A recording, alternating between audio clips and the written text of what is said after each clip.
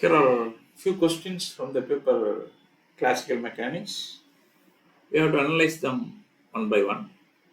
The first question is state Hamilton's variation principle. To study the Hamilton's variation principle, consider a conservative holonomic system. In the case of holonomic system, we can define the constant with the help of a defined equation. Suppose the conservative holonomic system is moving from one point to another point in between the time intervals t1 and t2. Then the path traced out by the system is a stationary path. The line interval related to the motion of the holonomic system is giving a stationary value, a value which is independent of time. If you study the delta variation of the integral, the delta variation is 0. Now read out this statement. Hamilton's principle states that for a conservative holonomic system, the motion of the system from its position at time t1 to its position at t2 follows a path for which the line integral I has a stationary value. Say this is a line integral for the conservative holonomic system. This line integral is stationary. Stationary means independent of time. Say integral t1 to t2 L dt is equal to constant. L is the function of q, position, q dot velocity, and t. If you study the delta variation of this integral, delta I, the delta variation is equal to 0. This states that the path is fixed.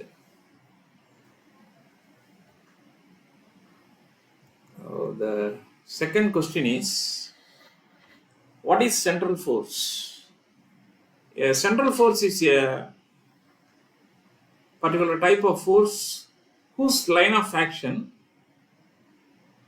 is always directed towards a fixed point called the center or the origin of the force.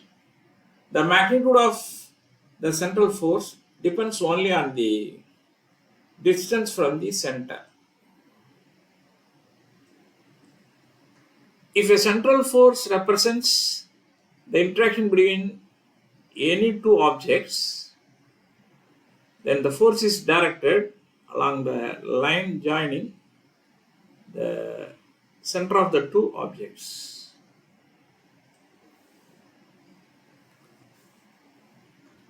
Next question is, what is meant by reduced mass? While reducing the two-body problem into one body, the concept reduced mass is used. Consider two masses m1 and m2 and are separated by a distance r. Then 1 by mu equal to 1 by m1 plus 1 by m2. This is m1 plus m2 divided by m1, m2. Here the reduced mass mu equal to m1, m2 divided by m1 plus m2. Now the two bodies reduced into single body of mass mu. This is called reduced mass.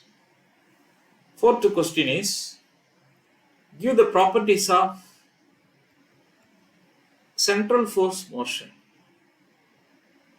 The angular momentum L, that is orbital angular momentum, of a body under the action of central force is conserved. L equal to r cross p is a constant. This is the first point. The conservation of angular momentum reveals that the radius vector R traces equal areas in equal time intervals. This is Kepler's second law. The line joining a sun to the planet measures equal areas in equal intervals of time. And read out this third point. A particle moving in a central force may have an effective potential which is the sum of real potential and centrifugal potential. Centrifugal potential means a potential which is always acting away from the center. Then the fifth question is, what is meant by precession motion? Precession is a change in the orientation of the rotational axis of a rotating body. Suppose a body is rotating, its rotational axis is changed, we can get a precession motion. When the angle of rotation theta is not a rational fraction of 2 pi. Now the path has a rosette shape. Rosette means proceeding ellipse, just like this. Such an orbital motion is called precession motion. Sixth question is, what is inverse square law? In the case of central force, force varies inversely to the square of the radial distance. If R increases, the force decreases. Therefore, we have to introduce a constant with a negative sign, proportionality sign, minus k divided by R square. The seventh question is, what do you mean by eccentricity of the conic section? You know that in the case of a circle, R is a constant. Therefore, eccentricity in the case of circle is 0. If you observe deviation in the R value, we can get eccentricity factor. The eccentricity of the conic section is the distance from any point to its focus. Say it's a conic section, this point is the focus. It should come to the numerator. The eccentricity of the conic section is the distance from any point to its focus divided by the perpendicular distance from the point to its nearest directrix. Directrix is a line used to construct and define a conic section. The eccentricity factor is given by the formula 1 plus 2e L square divided by mu k square inside the root.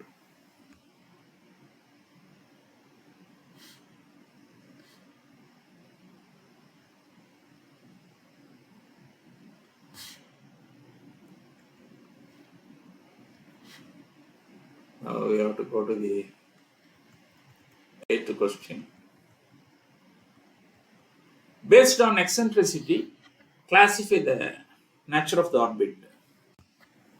Eccentricity greater than 1, then E greater than 0, we can get hyperbola. Eccentricity equal to 1, E equal to 0, we can get parabola. Eccentricity lies in between 0 and 1, E less than 0, we can get an ellipse. Eccentricity is 0, then E equal to minus mu k square divided by 2L square, we can get circle. And the 9th question is, what are perihelion and aphelion? See that all the planets are revolving in an elliptical orbit having the sun as one of the foci. Say this could be the position of the sun. is Earth. If the distance between the Sun and Earth is justifying the two factors, we may point out if the distance of separation is low, we may get perihelion. If the distance of separation between the Sun and Earth is more, we can get aphelion. Now read out this. For motion about the Sun, the distance between the Sun and the Earth gives the term perihelion and aphelion. If the distance between them is less, it is called perihelion. If more is the separation distance and is called aphelion. The general term for the turning point is upsides. The turning points are called upsides. The final question is, state Kepler's law of planetary motion. First one is law of orbits. Planets move in elliptical orbit with the Sun at one focus. Second one is law of areas. The radius vector from the Sun to the planet sweeps equal areas in equal intervals of time. Third one is called the law of period. The squares of the period of revolution about the Sun is proportional to the cube of the semi-major axis of its orbit. It is t square by r cube is a constant.